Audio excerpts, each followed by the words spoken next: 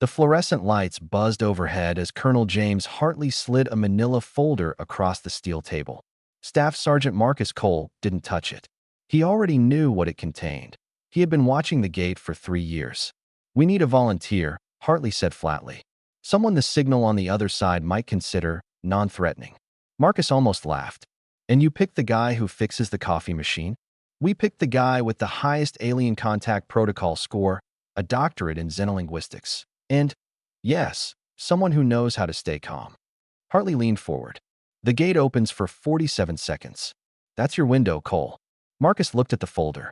Inside was a single line of alien script his team had spent 2 years translating. The message read, "Send your least dangerous one." He picked up the folder. "Okay," he said quietly, "but I'm bringing my thermos." The gate spat Marcus onto a violet-skied plain. The air tasted like copper and pine.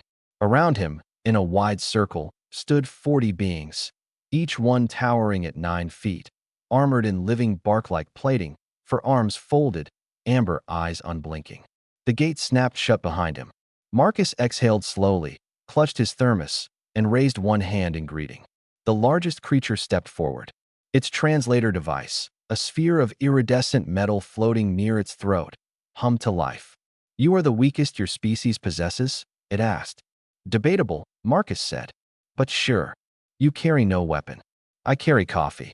He held up the thermos. "Want some?" The creature tilted its enormous head.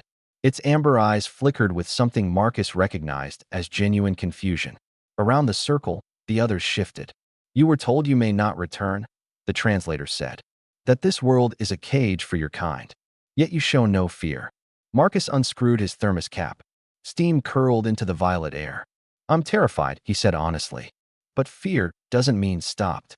For 6 hours, the Galactic Quorum, that was what they called themselves, questioned Marcus inside a chamber carved from a single living tree, its walls breathing slowly around him.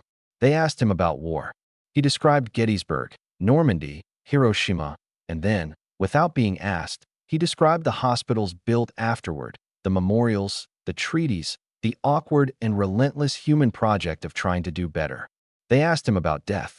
He told them about his father's funeral, the way his mother had laughed at an old story in the middle of her crying, and watched 4 of the quorum members lean in closer than protocol allowed. They asked him why humanity had not yet destroyed itself. Marcus was quiet for a long moment. "Because enough of us keep deciding not to," he finally said. "Every single morning. That's the whole secret." The quorum exchanged a look that needed no translation. The gate reopened 62 hours later, well past the 47-second window.